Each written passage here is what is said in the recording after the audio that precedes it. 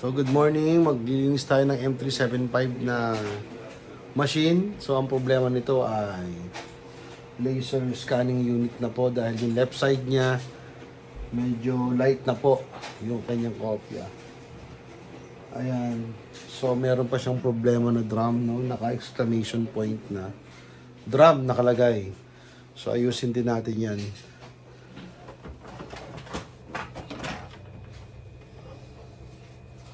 Tapos, ayan. Tanggalin natin to. Okay. Meron din siya sa front exterior isa.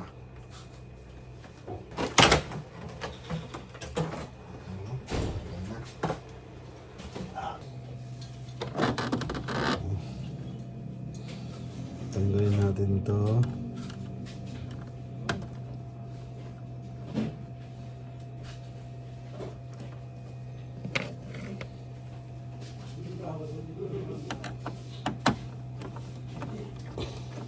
Lahat po ng machine screw tanggalin natin.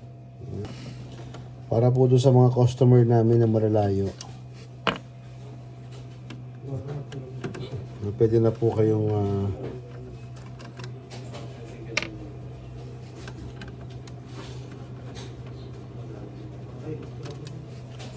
maglinis ng inyong mga laser. Ayan, no?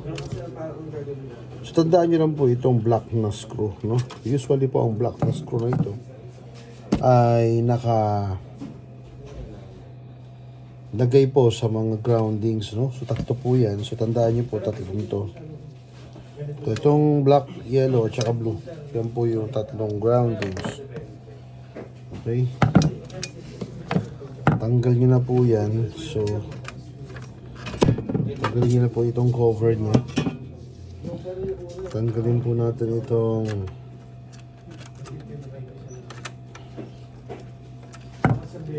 paghugot po ng mga harness, dahan-dahan lang.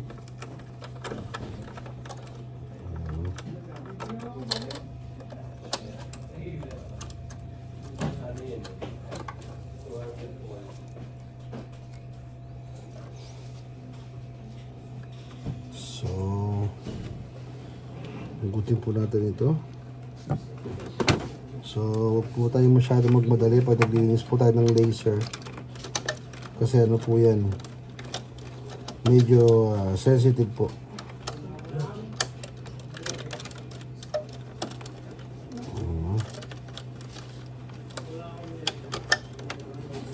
So, may mga problema kayo sa left side na kopya, no? Na kahit nagpalit na po kayo ng drum, eh talaga pong hindi na po gumagana yung inyong settings.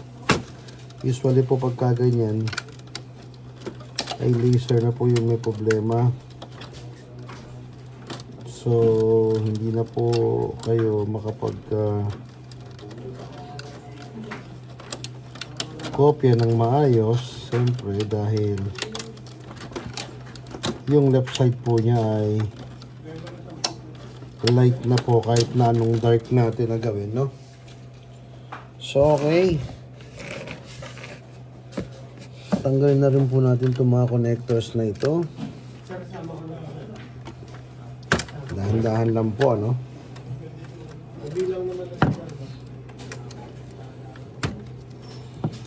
Okay.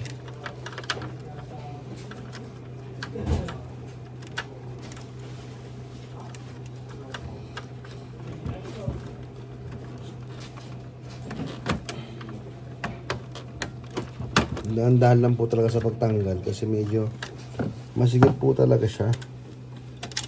Gutin nyo po ito po. Kasama rin po ito. Ayan. Dahan-dahan lang po sa paghugot ng mga harness. Dahil pag yan po ay nasira, dyan po tatapos yung ating career. Yan, gutin nyo rin po ito.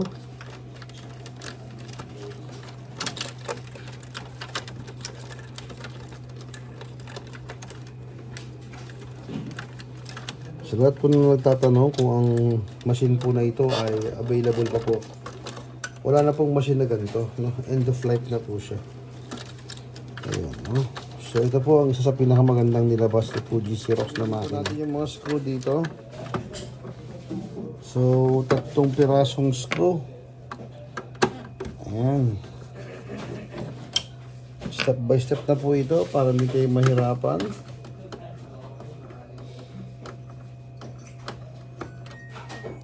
Okay. Saka po itong grounds na to. Yung naka-ground na yan, tanggalin po natin.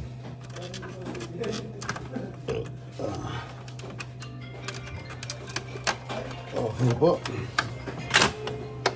So pagka naka-ready na po tayo, yan, then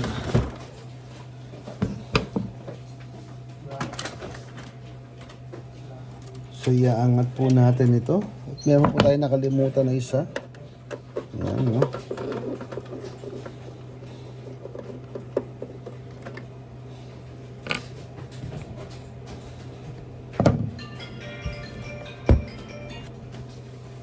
Okay. So, dahan-dahan po natin i-snap ito. Kasabay po ng pag-i-snap na yan ay ang ating pag-angat sa ating mga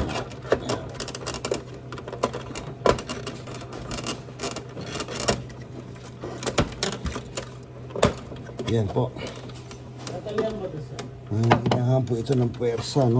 Yan, no? Kapag naangat nyo na po ito, so ang technique po dyan is hindi nyo naman kasi po pwedeng sabay, no? Pag mag-isa lang kayo, so ipitan nyo po dito ng kalso, no? Pinakamahalaga po sa lahat yan.